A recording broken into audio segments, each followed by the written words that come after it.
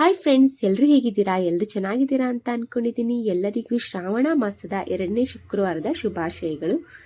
ಬನ್ನಿ ಫ್ರೆಂಡ್ಸ್, ಇವತ್ತು ಶ್ರಾವಣ ಮಾಸದ ನಮ್ಮನೇಲಿ ಯಾವ ರೀತಿಯಾಗಿ ಪೂಜೆ ಮಾಡ್ಕೊಂಡಿದ್ದೀವಿ ಅಂತ ನಾನು ನಿಮ್ಮ ಹತ್ರ ಶೇರ್ ಮಾಡ್ಕೊಳ್ತಾ ಇದ್ದೀನಿ.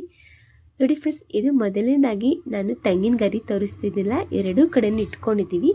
ಇದು ನಾವು ದೇವರಿಗೆ ಇಟ್ಟಿದ್ದು ಕಾಯಿ ಮೊಳಕೆ ಹೊಡೆದು ಈ ರೀತಿಯಾಗಿ ತೆಂಗಿನ ಗರಿ ಬಂದಿದೆ. ನೋಡಿ ಎಷ್ಟು ಚೆನ್ನಾಗಿ ಬಂದಿದೆ ಅಲ್ವಾ. ಇವತ್ತು ಶುಕ್ರವಾರ ಇತ್ತಲ್ವ, ಅದಕ್ಕೆ ಆ ಕಡೆ ಈ ಕಡೆ ಇಟ್ಕೊಂಡಿದ್ದೀವಿ.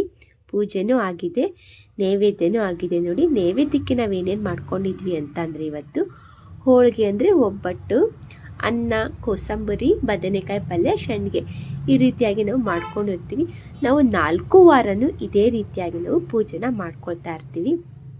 ನಮ್ಮನೇಲಿ ಹಿರಿಯರು ಅಂದರೆ ದೊಡ್ಡವರು ಯಾವ ರೀತಿಯಾಗಿ ಪದ್ಧತಿನ ಮಾಡ್ಕೊಂಡು ಬಂದಿರ್ತಾರಲ್ಲ, ನಮಗೂ ಅದೇ ರೀತಿಯಾಗಿ ಹೇಳ್ಕೊಟ್ಟಿರ್ತಾರೆ. ಇದೇ ರೀತಿಯಾಗಿ ನಾವು ಅವ್ರು ಹೇಳ್ಕೊಟ್ಟಿದ್ದನ್ನೇ ನಾವು ಮುಂದುವರ್ಸ್ಕೊಳ್ತಾನೆ ಬಂದಿರ್ತೀವಿ. ಹೇಗೆ ನಾವು ಅವ್ರು ಯಾವ ರೀತಿಯಾಗಿ ಹೇಳ್ಕೊಟ್ಟಿರ್ತಾರಲ್ಲ, ಅದೇ ರೀತಿಯಾಗಿ ನಾವು ದೇವ್ರಿಗೆ ಎಲ್ಲ ಥರದ್ದು ಮಾಡ್ಕೊಳ್ತಾನೆ ಬಂದಿರ್ತೀವಿ. ನಾವು 4 ಶುಕ್ರವಾರನೂ ಇದೇ ರೀತಿಯಾಗಿ ಮಾಡಿಕೊಂಡು ದೇವರಿಗೆ ನೈವೇದ್ಯ ಎಲ್ಲ ತೋರಿಸಿ, ಹಾಗೆಯೇ ಸಾಯಂಕಾಲ ಮುತ್ತೈದೆಯರನ್ನ ಕರೆದು ಅರಿಶಿನ ಕುಂಕುಮ ಕೊಟ್ಟು ಕಳಿಸ್ತೀವಿ.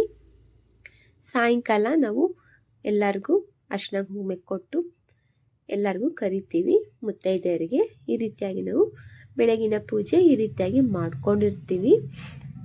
ನೋಡಿ, ತುಂಬಾ ಸಿಂಪಲ್ ಅಂತಲೇ ಹೇಳ್ಬೋದು.